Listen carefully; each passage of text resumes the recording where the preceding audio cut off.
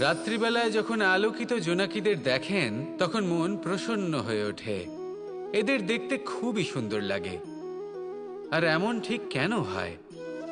প্রথম হলো এটাই যে রাতের বেলায় চতুর্দিক অন্ধকারাচ্ছন্ন থাকে।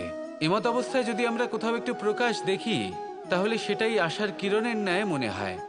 সেই প্রকাশই আমাদের মন প্রসন্ন করে তোলে। আর সেই জন্য যে সকল মানুষ রাতের বেলায় কোনো জোনাকি দেখতে পান তারা প্রসন্ন হয়ে যান।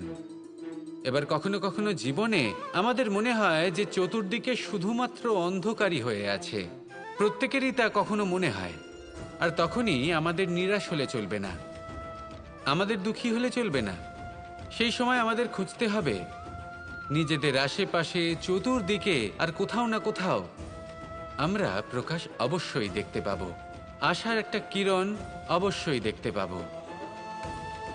কেউ এমন একটা কর্ম করেন যেটা দেখে আমরা প্রেরিত হয়ে যাই।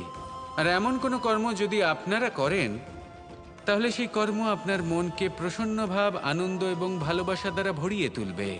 আপনার অন্তরের সেই অন্ধকারের অন্ত করবে, দুঃখেরও অন্ত করবে। আর এই মন প্রসন্ন ভাব নিয়ে বলবে, রাধা রাধা।